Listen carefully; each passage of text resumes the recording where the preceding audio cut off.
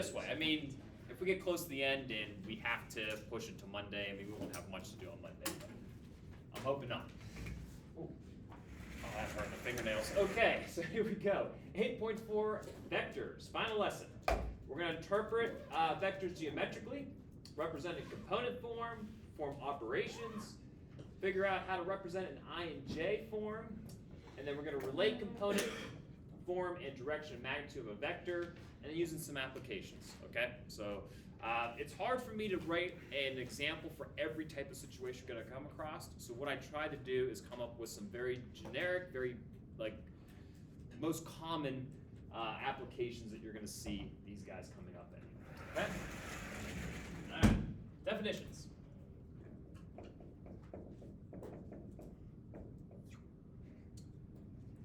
First one, scalars. So if you ever hear the word scalar, there are quantities that are described by a single value, which we call the magnitude. Okay? So an example would be the speed of an object.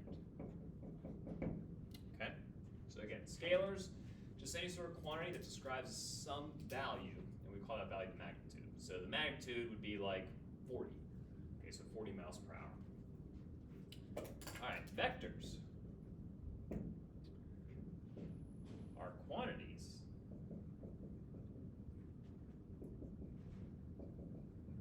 that are described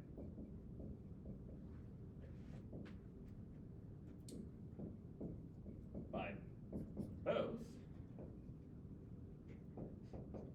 magnitude and direction.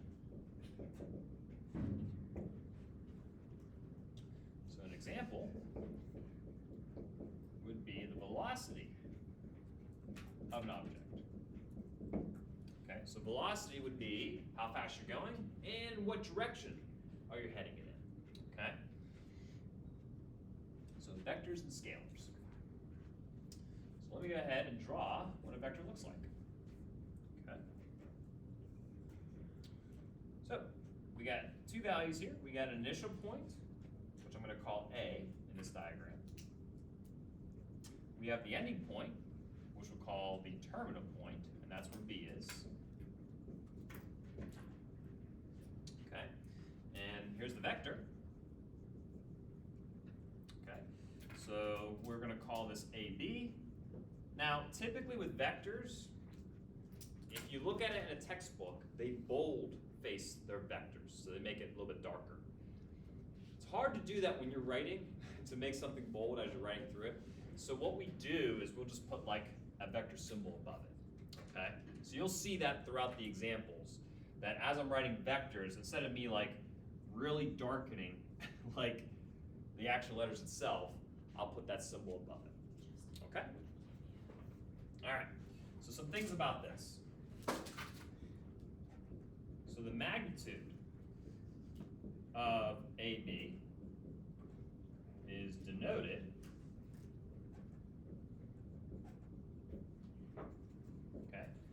by like a double absolute value. Okay, so I want to know if I want to know what the entire length of that AB is. That's the symbol we're going to use for it. Okay, so let me just go ahead and write that part down. And is the length of the segment.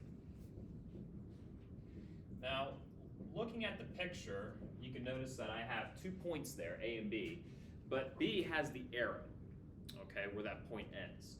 So, considering that a vector tells you how fast or whatever you're doing, if you do velocity, it's going to tell you the direction. So that arrow is the direction part of the vector.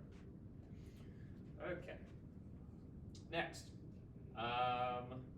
vector AB, okay, refers to the object's overall change in position moving from A to B. there we go. So the whole rest of the lesson, that's what we're talking about. Okay, we're going to talk about all these different vectors. We'll talk about speed of things. We'll talk about forces. So if you're, does anyone physics? I don't know if anyone's taking physics. Next year? Okay, if you do take physics, you'll see vectors a lot when it comes to describing or showing object placement. All right, first example. So we have vector v extends from 0, 0 to negative 1, 5.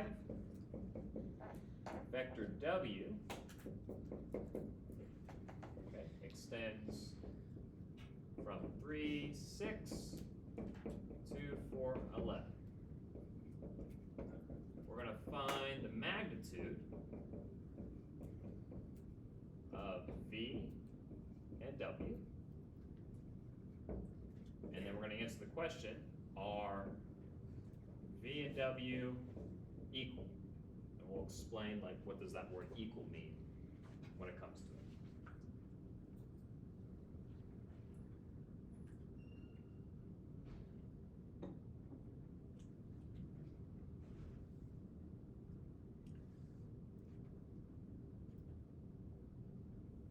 So magnitude of vector v. So I want to know just how long it is. Okay? So if I want to figure out anything, in terms of just unit, like xy plane, if I want to find the length of something, you're pretty much using distance formula, right? Okay? So you're going to subtract your x values, subtract your y values, square, add the result, take the square root. So let's go ahead and do that. So for the magnitude, so we'll start with v. Okay? So it's going to be the square root of negative 1 minus 0 squared, 5 minus 0 squared. So again, just using distance formula to find that length. So we get the square root of 26. If you can reduce the radical, reduce it. Okay, it's very common to, like if that was, oh, I don't know, let's say 52, then you would reduce it by 4 and 13, which is 2 square roots of 13. But in this case, I really can't. All right, let's find the magnitude of w. Okay, same process. So we look at those 2 points. We're going to have 4 minus 3 squared,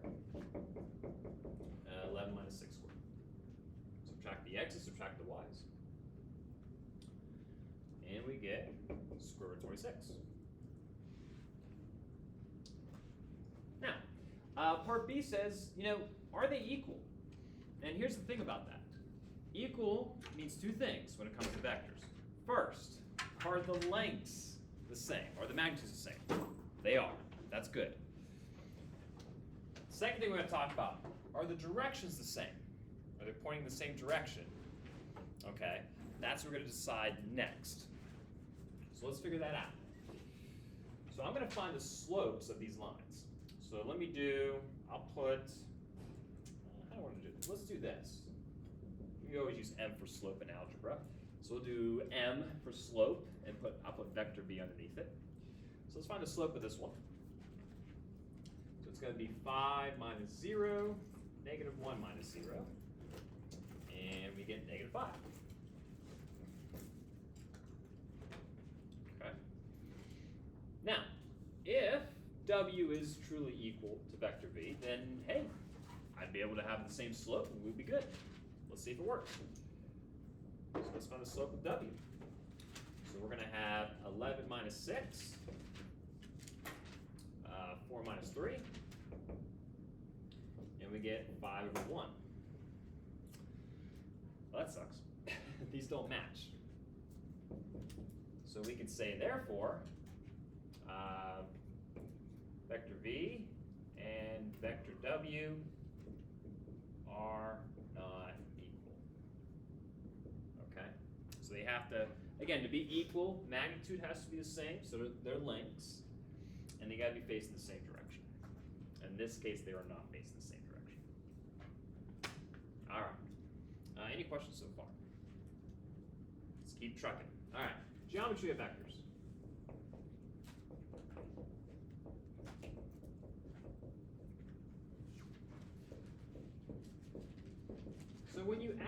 vectors, what does that mean visually? Okay, so let me show you. Try to give myself a little bit of space here.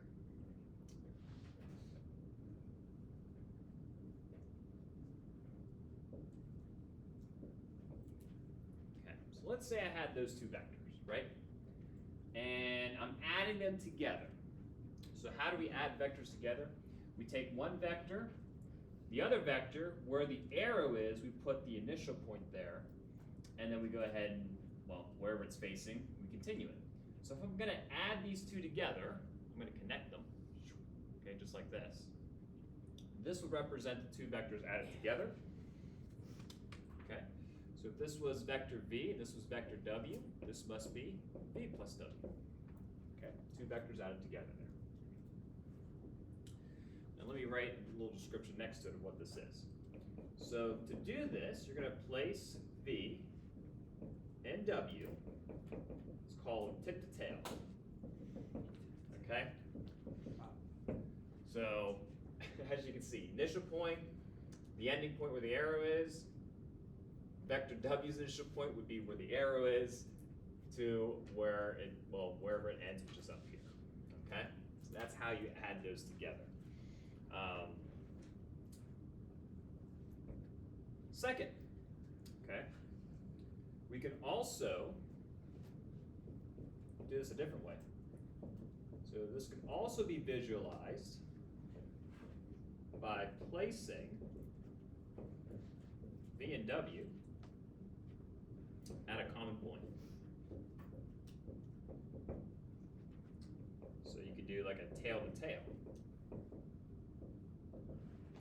And then what happens is v plus w becomes a diagonal of the parallelogram. Okay, so I'll show you what that looks like.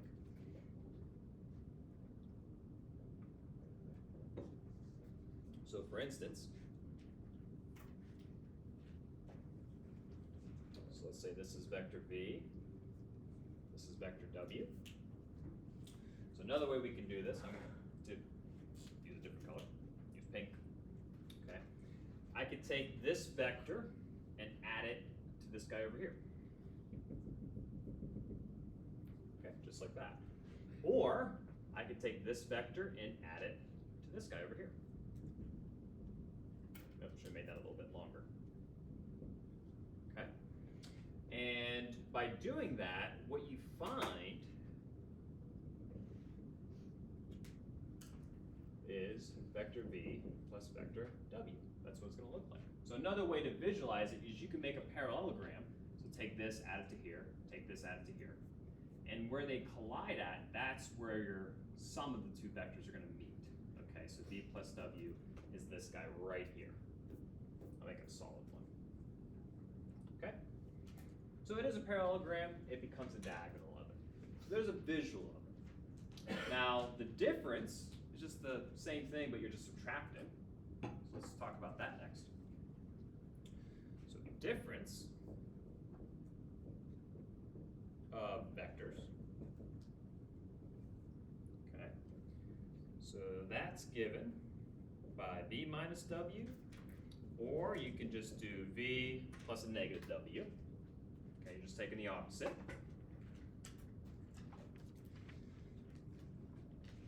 And I'll put under words here. So adding the opposite of w to v. Okay, so let me give you a visual of this one.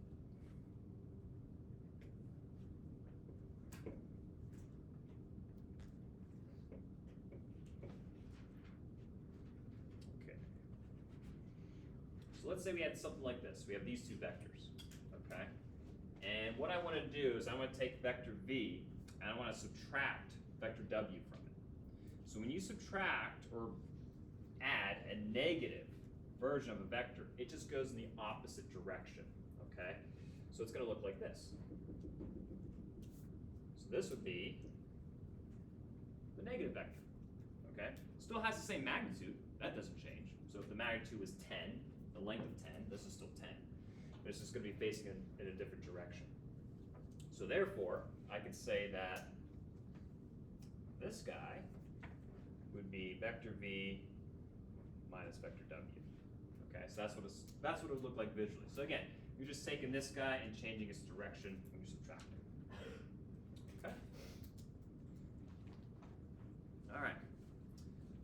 One other geometry thing, and then we'll start moving on from there. Okay, so I'll put it over here. So adding and subtracting, not too bad. We also have scalars. When you multiply it by some value. So we have a scalar multiple of a vector. Okay? So here's what it looks like. So the value of k, which is our scalar, will stretch or shrink the length, which that's our magnitude, of our vector v by a factor of k. So let me just draw vector v. So there's vector v, okay? If I were to multiply it by a positive value, let's say I multiply it by 2, then therefore it's gonna double it. Kind of intuitive, right? And then if it was multiplied by a fraction, less than 1, let's say a half, then it's gonna cut it in half. So nothing too groundbreaking there. Now if I go in the other direction, if I have a negative 2, okay, well it's gonna be the same length as 2, but just opposite direction there. And same thing, if it was a negative a half, it'll match this guy, but just going in the opposite direction. Now if k, by scalar, is 0,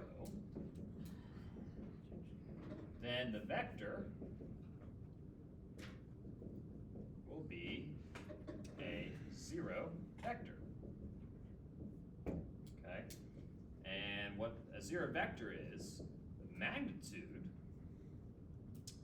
is 0, and it has no direction, because you're pretty much at the origin of the xy plane. Okay? So 0 vector is when there's just nothing there. So you're at the origin, you're not going anywhere, not going in any direction, you're just at that point. Okay? At the origin there. Alrighty. So, little geometry behind it just to see what it's looked like. You know, just visually what's happening to it. Like when you add two vectors, what's it look like? A couple ways of doing it. And when you subtract a vector, you're just putting it in the opposite direction. And then over there, if you're multiplying by some value, either it's going to make it larger or smaller. And if you multiply by a negative value, it's just going to flip it. All right. Moving on.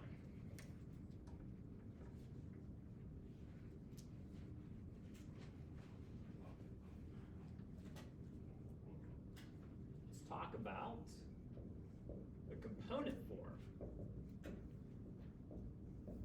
of vector. So we're breaking up into pieces. So let's say we have some point, P and Q.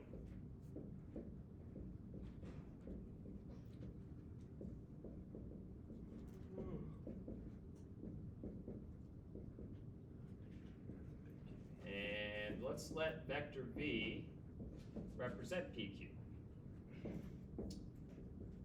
So the component form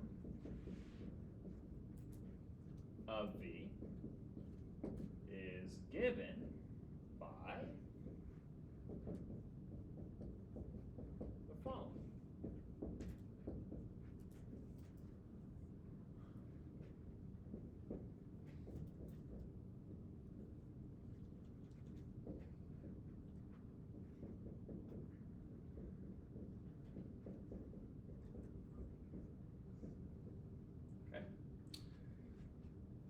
Now, we're graphing these in an xy plane, so if I want to break up a vector into its components, then I'm just saying, okay, where's the x-coordinate?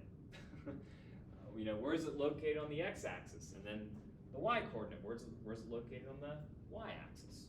Okay, so all you gotta do is just subtract those coordinates to figure out the location of where that vector is heading. Now, one little note here. Okay, so for a vector, let's just call it AB for right now. If you hear the word drawn in standard position,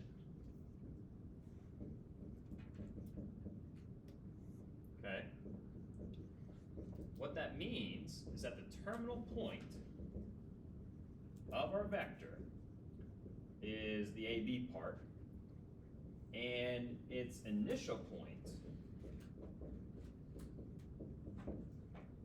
is at the origin. Okay? So in other words, it's not drawn somewhere in the xy plane, it actually has some attachment to the origin. Okay, so we call that the standard position of it.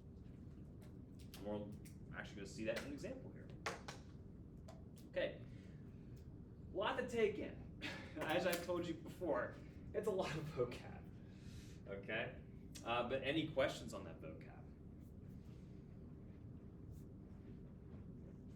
Alrighty.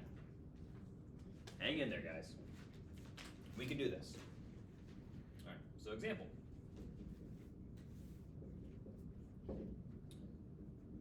Suppose we have a vector v has an initial point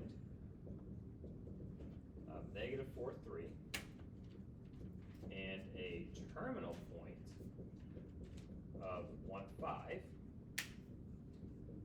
Our first question that we're going to solve is we're going to find the component form of v, and then we'll do a little sketch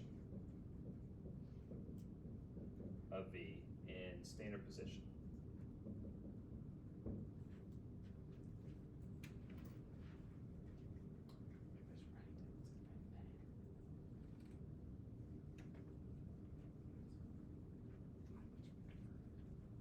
Okay. So again, initial point, -4, 3. Terminal point, 1, 5. Find the component form of it, and then sketch it in standard position. Okay? And just nice part is still up here. I mean, I always erase things before I actually need to refer back to them, but I'm going to subtract the x coordinates, subtract the y coordinates to figure out what is the components that make up this vector, okay? So let's do that. All right, so I'm gonna let's start with part A. So our vector v, we'll subtract the x coordinates. So 1 minus -4. Subtract the y coordinates. 5 minus 3. And we get that to be 5 and 2. So there it is. Okay. 5 and 2. Now, part B, sketch it. So let's go ahead and sketch it then. So if you look back at the definition, standard position is you have to be at the origin. Okay, so it starts here, and then we're gonna go ahead and plot a point at 5, 2. So 1, 2, 3, 4, 5, 1, 2. Okay, and then draw an arrow going to that point. So I'll put here, this is 5, 2. And this is vector v. Okay, so there it is. So that's the standard position. So again, it's not like this, like what I just drew over there, that would be not in standard position. Okay, it's just somewhere in the plane, but not connected to the origin at any point. Okay, let's keep going, but questions? Alrighty. So, what does it mean for vectors to be equal? So glad you asked. So here's the deal.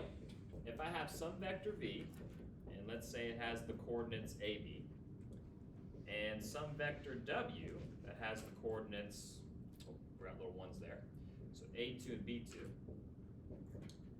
then vector v equals vector w if and only if the A coordinates are the same and the B coordinates are the same.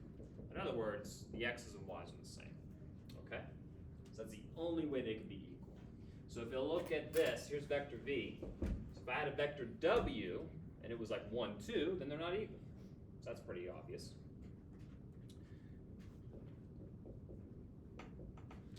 So let's talk about operations on vectors. So we know what they look like visually. Okay, so visually we know what it means to add a vector to another vector or subtract or multiply by some scalar. So what's it mean with its components? And it's pretty intuitive. If I have two vectors that I'm going to add together, well, it makes sense to only add the x values together and only the y values together. Same thing for subtraction. Okay, so let's write those down. So let's just let vector v be a1, b1, and vector w be a2, b2, and c be a real number. Okay, so let's go ahead and list the operations. I don't know if I'm gonna squeeze it down there. I'll put it over here, because I probably won't have enough space.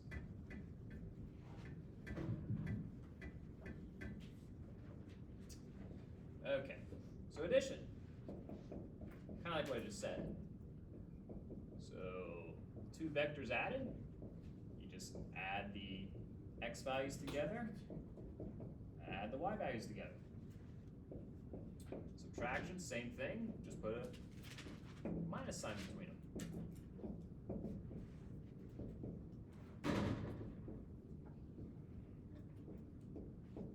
Okay.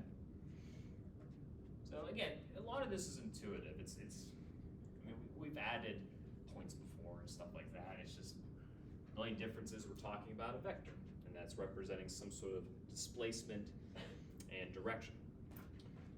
All right, multiplication of a scalar. I'm sorry, by a scalar, I should say. Okay, so let's say it's some number c. Well, all you gotta do is take what that number is and multiply it by both the x and y term. There's our multiplication of a scalar. So let's put to practice. So given vector v is 5, 8, and vector w is negative 1, 2, let's find v minus w. And then for the second part, let's find 2v minus 4w.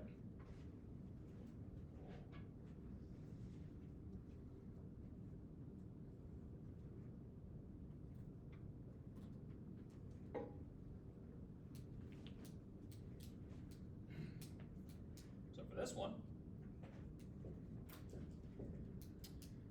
okay, I'm going to take its components and just subtract them. So for this, I'd have 5 minus a negative 1, and then 8 minus 2. All right, so let's see, that gives me a 6, and this gives me a 6. And that's it, so that's what it looks like. Too bad I didn't have the geometry one still up here, because we could see like more of a visual, but where it's heading to would be 6, 6. That's where that vector would be going. All right, over here. So 2v minus 4w. So here's what it looks like written out. Okay, so 2 times my v vector, which is 5 and 8, and 4 times the w vector, which is negative 1, 2, and then subtract them afterwards. So let's go ahead and multiply the scalars first. So I get 10 and 16, and I get negative 4 and 8. Okay. So subtract those together, and we get 14 and 8. That's my final answer. Okay. So operations, again, not to use that word intuitive, but I think it kind of is in this case. I mean, what would you do if you had two sets of coordinates and they said add them? Well, add the right components. You wouldn't add X and Y together. But that is it. All right.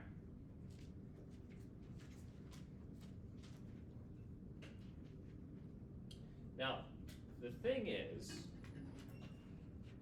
vectors as a whole, there's a lot that we can do with them, okay? And in this class, we're not gonna do every single thing that you can with a vector. It's impossible, okay? That's not the job. The goal, is for me to give you a good foundation, so if you ever use some of these pieces in the future, you can look back on this notebook and kind of pick those out. So here's some properties of just vectors in general. And again, I'm not gonna use all of them, okay? But I still wanna give you what all the properties are. That way, again, if you ever need them in the future, they're in one spot. So if U, V, and W are vectors, and we're gonna say, and C and D are scalars, okay, then. So I'm gonna go ahead and list the properties, okay? So the first property, doesn't matter the order that you add, okay? You can do V plus W or W plus V. You get the same thing, no matter what, okay? Second property, the associative property for vectors. So no matter how I group them, okay? How do I group these guys? Either I group the first two or group the last two. Because I'm adding, I'm still going to get the same response. That's the associative property. If I add 0 to a vector, I get the vector back. No shock. Okay? So yeah, doesn't change nothing there. If I take a vector and add its opposite, I get back to the 0 vector there. So I get 0. I do see, and not that there's anything wrong with it, doing something like this, okay, not that it's bad notation, I do see people kind of sticking with addition when they're adding the negative component to it. Fifth property, if I'm adding two vectors and I'm going to multiply it by the scalar, it's the same thing as if you distribute.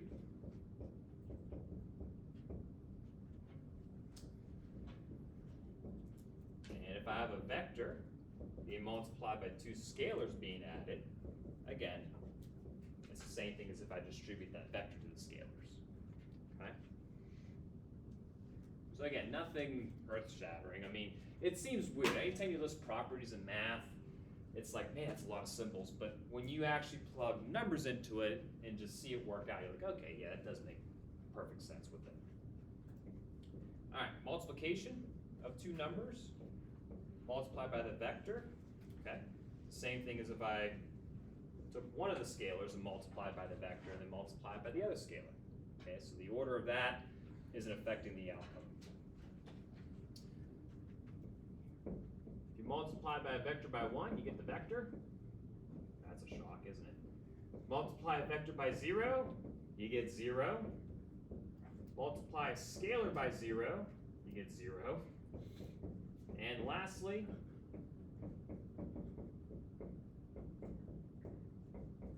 if you're trying to find the magnitude of a vector and a scalar, it's the same thing as taking the scalar out and multiplying by its by the magnitude of that vector.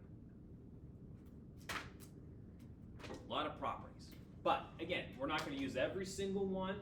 We'll use some of them, obviously, but at least you have the whole list. And again, if you come across something and you're thinking, is it legal? Am I allowed to do this with two vectors? You can take a look at the list then. All right, so let's talk about a unit vector.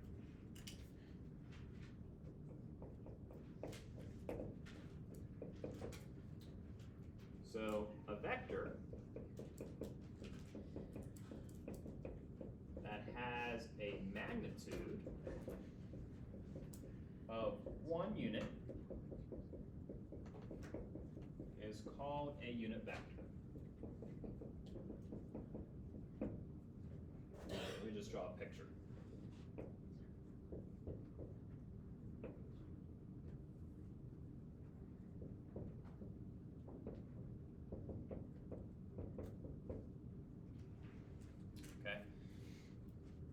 a unit vector just has a magnitude of 1, a length of 1. Wow, I got 2 y's on that y-axis. Do you think it's the y-axis? Might be something different. Never know. So if I had a vector like this, okay, and let's just say that you want to chunk it, all right? What I mean by that is you want to come up with vectors that still go in the same direction as this, okay, but they only have a length of 1, okay? That's what you want to find. And it's pretty simple to do that. What I'm going to do is take the length of this guy, find its magnitude, and divide it by the components of this vector. And what it's going to give me are the components of each unit vector, that when I find the magnitude of each one, you get 1 unit. Okay? So let me just put that here as a note. So to find a unit vector for V, we will find, let's just call it a vector U, such that U is 1 unit in length and, more importantly, the same direction as vector V. Okay? So we don't want to come up with a vector that isn't in the same direction. That defeats the whole purpose of it. Okay? All right. So for example, well, we are going to do an example after that. Maybe I don't have to. I think we'll be okay. So let me just put the definition underneath this of how to find it, and then we'll do an example afterwards. Okay, so find a unit vector in the direction of a given vector. Okay? So if we have a vector V, which has the components A and B, then a unit vector, which we'll call UV, in the direction of V is given by the following.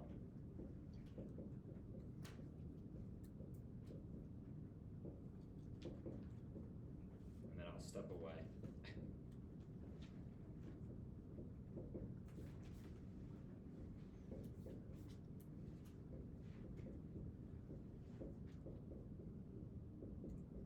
Okay, so there's a definition. I'll slip away here.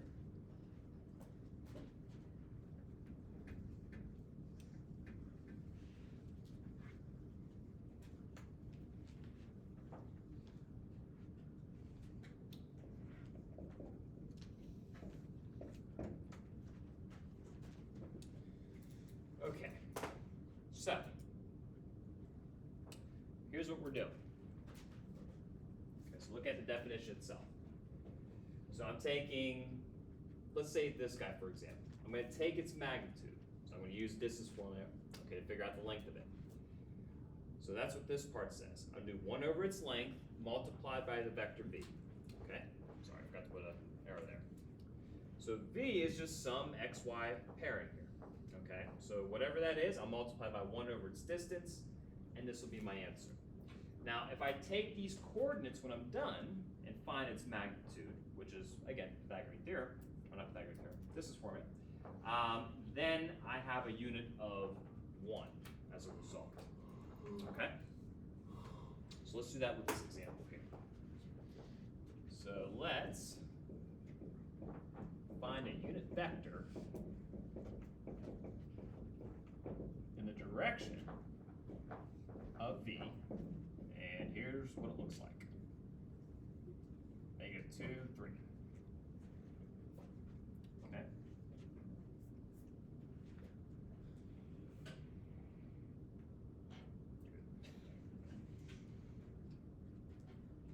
So that vector, there's nothing wrong with it, just a normal vector, but I want to break it apart into vectors that have a unit of 1.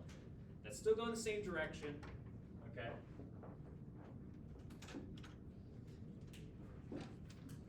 Still going the same direction, still has everything that's good, just has a length of 1. Okay, so let's go ahead and find the magnitude. So again, using a little distance formula, so we're just assuming that's, we're looking at a 0 as its initial point. So negative 2 squared plus 3 squared, and it gives us the square root of 13. So that's its length, okay? Now to find a unit vector, so U for unit, I'm going to take 1 over the length of it, okay, and multiply it by the components of V. Okay? So we're going to take the unit, whatever it is, in this case it's square root of 13, and multiply it by the vector here. So we get negative 2 square root of 13 and 3 over square root of 13. Now it is nice to rationalize, okay? So if I rationalize this to finish the answer, I get negative 2 square roots of 13 over 13, and then 3 square roots of 13 over 13. So that's my final answer. Now just to be very clear, if I were to, again, plug this in, find the magnitude of it, I will get a unit of 1, and that's what I want. So this vector is in the same direction as this. It's kind of like what I drew over here in the pink, okay? And then if I find the length of it, I get a unit of 1 then. All right. Now, along with unit vectors, there's 2 special unit vectors that we're going to be using in some of our application problems. Okay? So let's talk about these 2. So we got unit vectors, I and J. Okay? So the unit vector I is defined as 1, 0, and the unit vector J, is defined as 0, 1. So they are unit vectors in the direction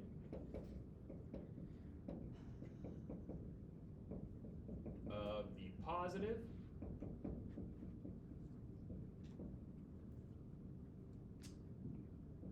X and Y axes, respectively.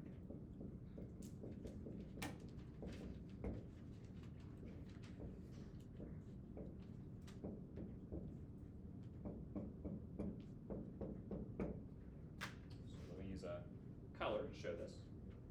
We'll use 2 colors. We'll use pink and green. No reason, but why not?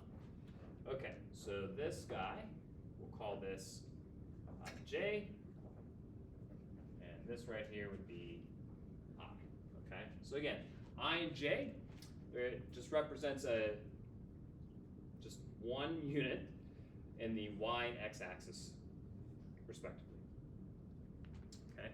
So what that means is I could take any vector and decompose it into just little 1 unit sign vectors with J and I representing them. So here's something that's very, very simple. So for example, I'll put this underneath it. So if I had something like this, let's write this vector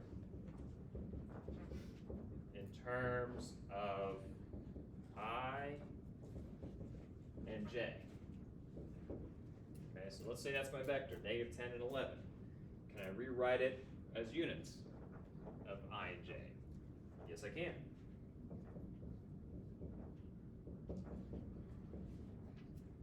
There you go. That's it. So as you can see, it doesn't change the vector really. I'm just saying that there are 10 units of 1 I vectors, and there's 11 units of J vectors. That's it. So again, those are equivalent. Depending on the context of a problem or an application, you might just write this, you might write this, but not too much of a change there. All right. So, questions? It's a lot of info. I do apologize. Hey, it's the last lesson. We gotta make it good. Gotta make it somewhat entertaining. Okay. Now, the last thing we gotta talk about here, and then we'll get to applications. We gotta talk about component forms, directions, magnitudes for vectors. Okay, and then we'll do the application part. So here's what I'm gonna do. So we are gonna have to finish this on Monday, unfortunately. I tried. I really did try here. So let me write down the definition of it, and then on Monday we'll do the examples with it, and that'll be it. Okay? So just hang in there for a little longer. Let me just write the definition of these guys, and then we'll again we'll do the application part Monday.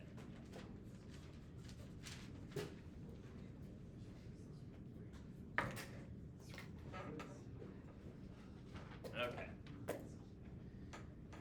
Here we go. Oh no, this marker said no way. The marker gave up too, that's not good. Let's see if its buddy still wants to work. It does. Well, this is nice. Okay, magnitude, direction, and components of a vector. Okay. So this will be last little definition type concept thing. And then literally the rest of it that I have here are just examples. Okay? So let's tackle this. So let's let vector B be some AB value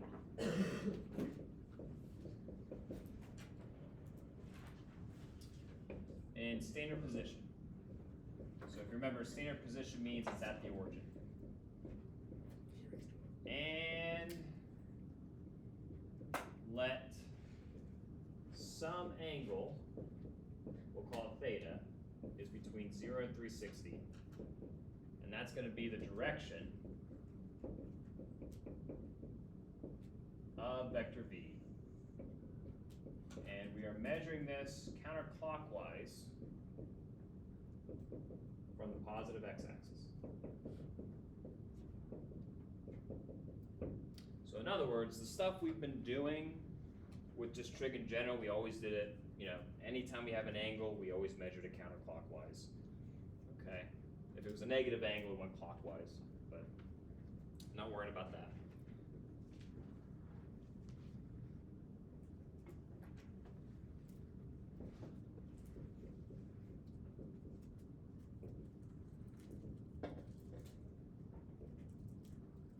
So let's say I have a vector like this, okay? And it has some length, some magnitude, and this is the angle it makes with the x-axis, okay? Here's its coordinates, A and B, all put together. So the magnitude of this, just like before, because it's at the standard position, it's just our A and B values squared. The angle that it makes would be tangent of theta, which is B over A. A can't be 0, which that should look familiar when we did polar form, okay? So nothing too earth-shattering there. So this is our magnitude and direction of our vector V, okay? So if I want to know what the length of it is, just plug it into here. If I want to know what direction it's heading, that's the angle I've calculated with, okay? All right. I'll put it over here.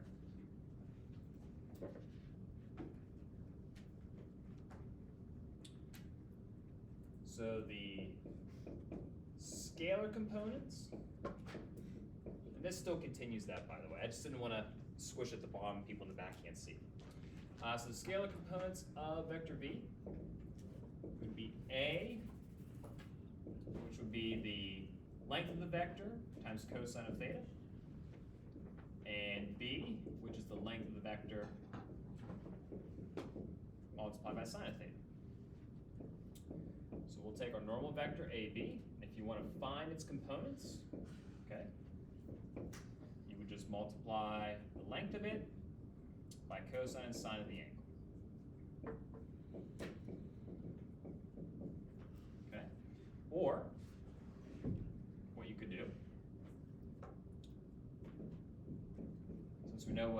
and j are,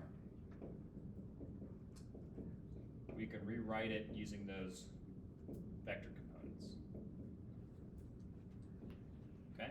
So we can rewrite it like this. So I'm going to use both. Okay, so when we do our examples, I'm going to give you an example of each. Okay, that way you know what it looks like if you didn't use i's and j's and what it does. And as you can see, the only major difference is here, I'm not putting them in a vector notation like those little arrows, those little brackets there. I'm leaving those out of it and I'm just adding an I and j vector to it and just adding to get my result.